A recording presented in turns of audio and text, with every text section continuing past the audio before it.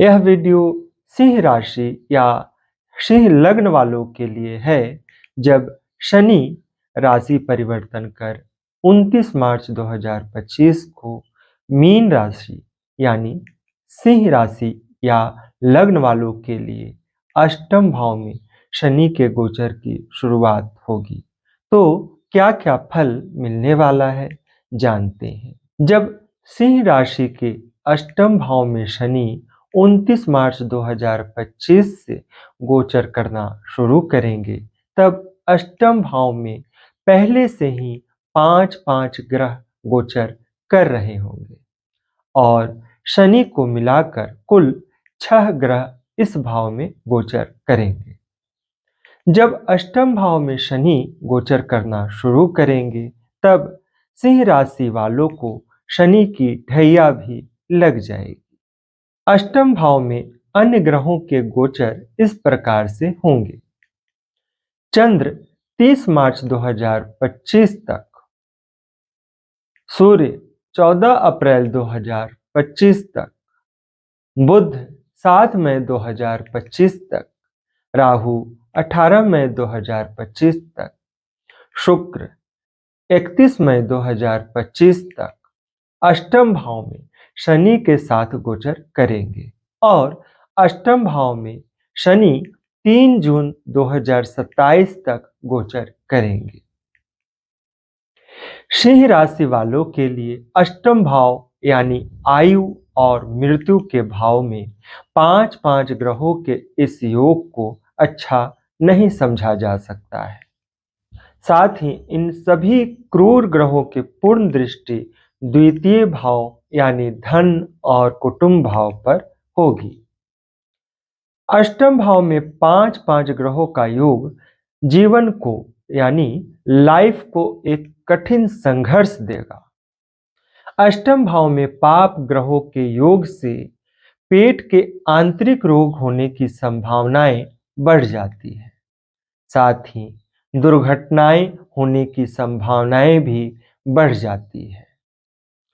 अष्टम भाव जीवन में परिवर्तन की ओर भी इशारा करता है।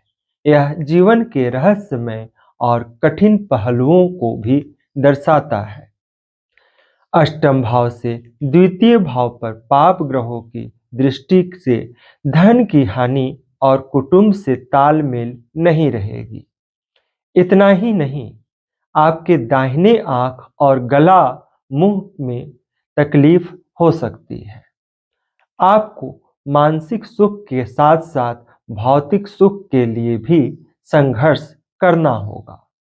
राहु और अन्य ग्रहों के संयोग के कारण आपके दिमाग में कार्य और सुख के लिए कुछ साजिश भी चलते रहेगी, क्योंकि आपके कार्य में कठिनाई आएगी और सुख आसानी से प्राप्त नहीं होगी। अष्टम भाव में 5 ग्रहों का योग अनेकों प्रकार के रहस्य को भी दर्शाएगा। यह भी दर्शाता है कि आपको कहीं से बड़ी लाभ करवा दे, लेकिन यहाँ ग्रहों का संयोग को अच्छा नहीं माना जाएगा, क्योंकि कुंडली के अन्य भाव में संतुलन बिगड़ी हुई रहेगी। अन्य ग्रहों पर ध्यान दिया जाए तो बुध 7 मई 2025 तक आपको अचानक कहीं से लाभ दिला सकते हैं।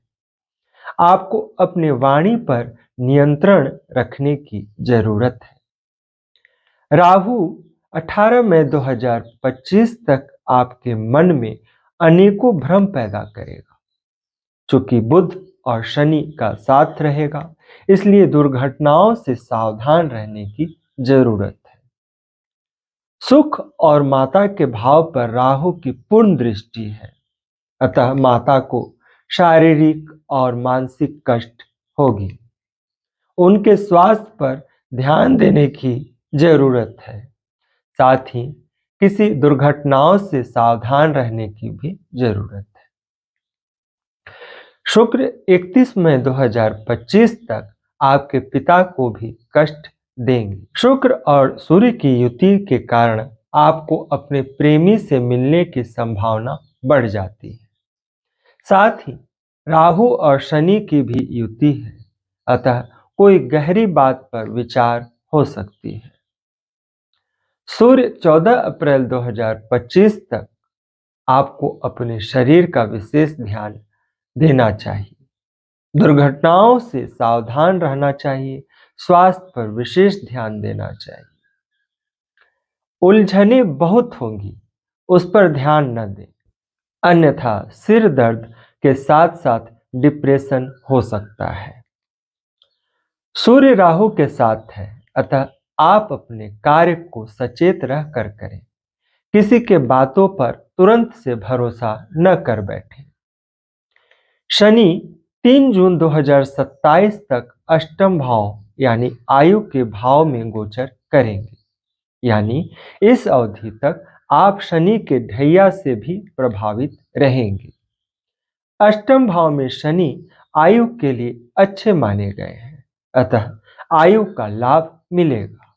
लेकिन शनि यहाँ छठे और सप्तम भाव के भी स्वामी है और सप्तम भाव को मारक माना गया है, अतः शुभ फल पाने के लिए आपको शनि देव को खुश रखना होगा।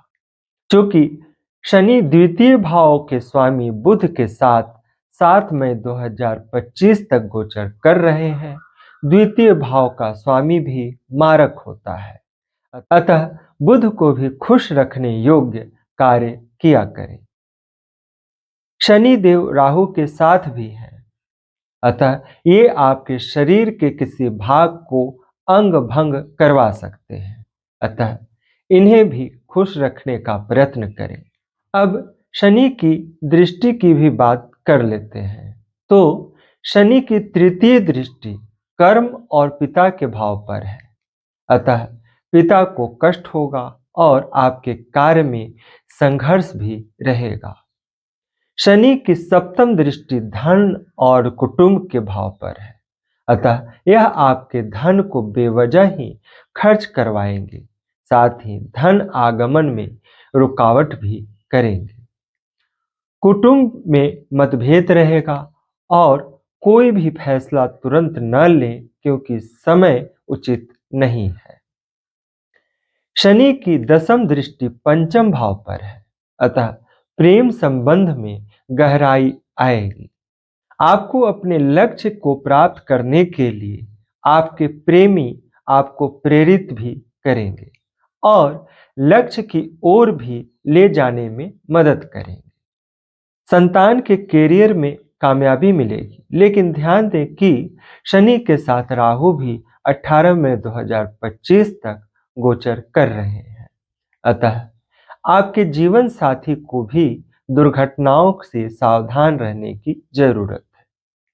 ध्यान दें कि अष्टम भाव पर किसी शुभ ग्रह की दृष्टि नहीं है और वहां शुक्र, बुध, राहु, सूर्य और शनि एक साथ बैठे हुए हैं, अतः हर काम को सावधानी के साथ करना चाहिए और दुर्घटनाओं से सावधान रहना चाहिए।